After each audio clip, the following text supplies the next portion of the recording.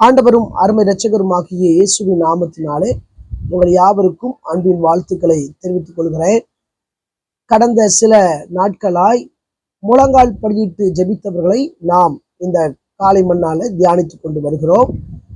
இந்த நாளிலும் ஞாயிற்றுக்கிழமை ஆராதனையாய் இருந்தபடியால் இந்த நாளிலே அதிகாலையில 5:30 மணிலிருந்து 6:30 மணி வரை முதல் வேளையும், ஆராதனோடு சேர்த்து 2வது வேளையும், 3வது வேளை சாயங்காலம் 6 மணி முதல் 7 மணி வரை இந்த ஜெப நடைபெற இருக்கிறது.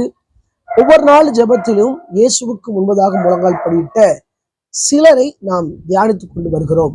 அந்த வரிசையில் இன்றைக்கு மார்க் எழுதின சுவிசேஷம் 1ஆம் அதிகாரம் 40, 41, 42 இந்த வசனங்களை வாசிக்கும் போது, அப்பொழுது குஷ்டரோகி ஒருவன் அவரிடத்தில் வந்து அவர் முன்பாக முழங்கால் படியிட்டு, உமக்கு சித்தமானால் என்னை சுத்தமாக்க உம்மால் ஆகும் என்று வேண்டிக் கொண்டான்.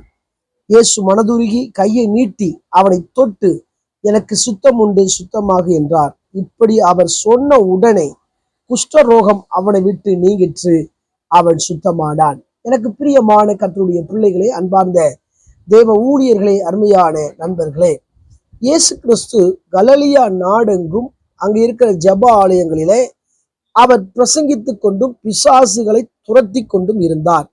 அந்த சூழ்நிலையில தான் குஷ்டரோகி ஒருவன் இயேசுவுக்கு முன்பாக வந்து அவருக்கு முன்பாக முழங்கால் படியிட்டு, குஷ்டரோகம் யாருக்குமே அந்த வியாதி அவனால தாங்க முடியல, அங்கங்க புண்ணா இருக்கும்.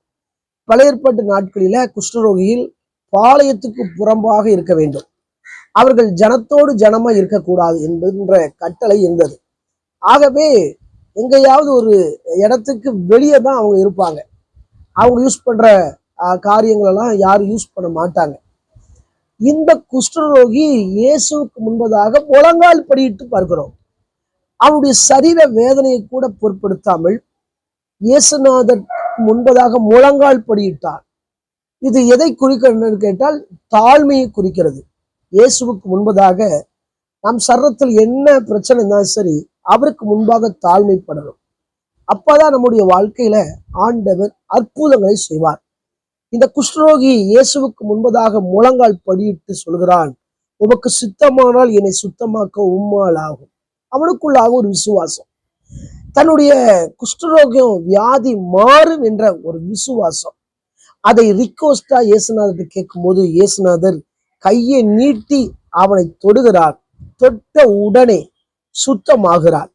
அந்த வியாதி அவனை விட்டு நீங்கிற்று என்று சொல்லி பார்க்கிறோம். இன்றைக்கு அநேக மக்கள் எடுத்துக்கொண்டார் பல வியாதிகள்ல கஷ்டப்படுறாங்க. சிலர் சொல்றாங்க கொரோனா ஊசி போட்டதுனாலதான் எனக்கு வியாதி வந்துட்டுனாங்க. சிலர் சொல்றாங்க சூழல் நிமித்தம் எனக்கு வந்துட்டு, உணவின் நிமித்தம் வந்துட்டு, பாரம்பரியமா வந்துட்டுங்காங்க. ஆனால் இயேசுவுக்கு முன்பதாக முழங்கால் படியிட்டு, இயேசுவே உமக்கு சித்தமானால் என்னை சுத்தமாக்கும் என்று சொன்னால் நிச்சயம் எப்பேற்பட்ட வியாதியா இருந்தாலும் சரி இயேசு சுத்தமாக்க அவரால் முடியும்.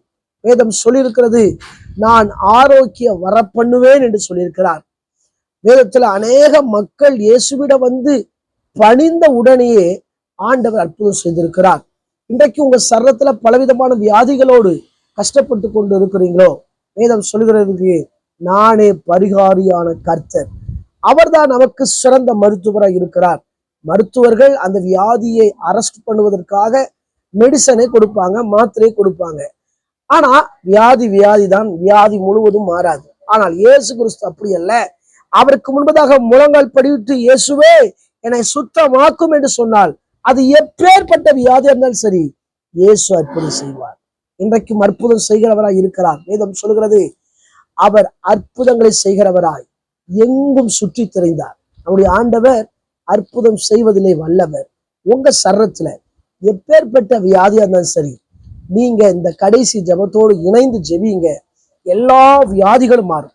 கால்வலி, கைவலி, சொல்ல முடியாத பலவீனங்கள், தேவையற்ற சரீர உபாதைகளை கர்த்தர் மாற்றுவார். இன்றைக்கும் இயேசு அற்புதம் செய்கிறார். கண்களை மூடி ஜெபிப்போமா? எங்களை நேசிக்கிற சர்வ வல்லமுள்ள தேவனே, இந்த வேலைக்காய் வருகிறோம்.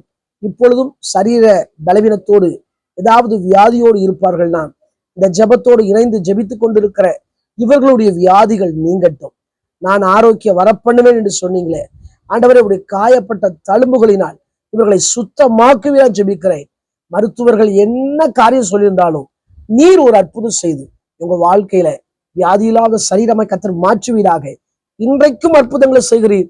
பிள்ளைகளுடைய வாழ்க்கையில ஆண்டவருடைய அற்புதம் விளங்கட்டு ஜெபிக்கிறேன். இயேசுவின் மூலம் ஜெபிக்கிறேன் ஜீவனுள்ள நல்ல பிதாவே, ஆமென்.